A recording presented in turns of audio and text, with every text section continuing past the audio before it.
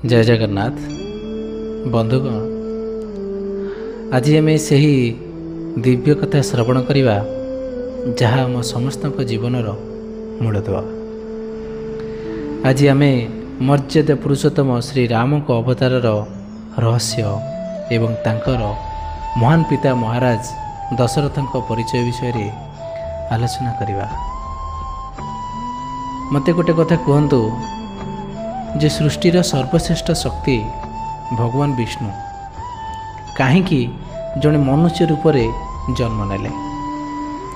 से तो चाहिए निज इच्छा माता लक्ष्मी सहित वैकुंठ रही पारिथान्ते, किंतु से कहीं अयोध्यार राजा दशरथ कोल को आसी यह पछरे कौन कारण अच्छी बंधुगण? यह पछरे मुख्यतः दुईटी कारण अच्छी। प्रथम कारण होची जे पृथ्वीर कल्याण पाई, धर्मर रक्षा पाई, महापापी रावणर संहार पाई।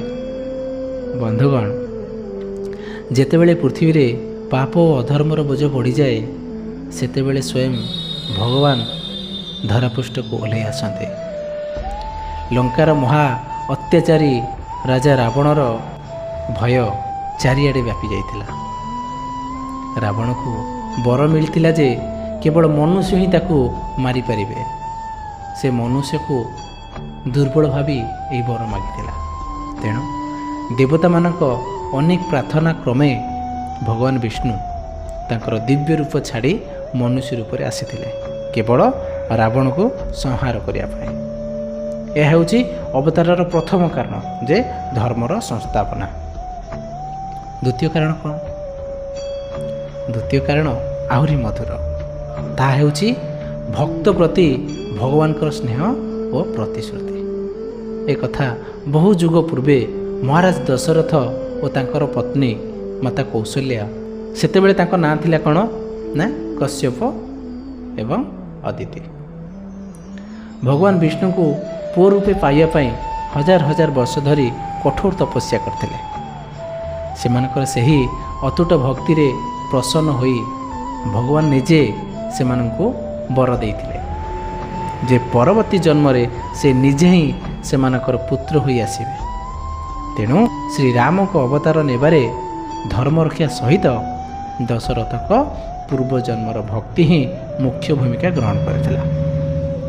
एबे आसंतु से महान व्यक्तित्व महाराज दशरथ विषय अल्प किछि जानिबा। दशरथ हेउछंती पृथ्वीर सबुठारु आदर्शमय वंश, सूर्य वंशर महान राजा। दशरथर अर्थ हेउछि जे 10 दिगरे रथ चलाइबारे सक्षम थिले। 10 दिग कौन ना ऊपर तल एवं 8 गोटे दिग। तांको भली योद्धा से समय रे विरल थिले। तांको पाखरे शब्दभेदी बोली बाण चलाइबार अद्भुत शक्ति थिला, जहाँ केवल शब्द शुणी ही लक्ष्य भेद करा जाए। यही शक्ति तांको जीवनर सबुठारु बड़ दुख थिला जे श्रवण कुमारर मृत्यु। दशरथ को महानता तांको युद्ध कौशल रे नथिला, बरं तांको सत्य प्रति थिबा निष्ठारे थिला। जेतेबेले रानी कैकेयी तांकर पूर्व प्रतिज्ञा मागिले एवं राम को वनवास पठाइबा को दाबी कले, सेतेबेले महाराज दशरथ भांगी पड़िथिले।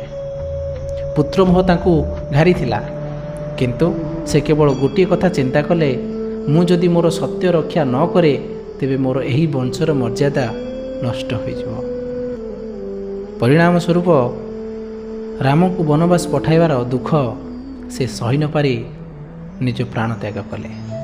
से दिखाई देले जे जने राजा को पाई सत्य बा प्रतिज्ञा प्रति मोह ठारू मध्य बड़ होइथाए।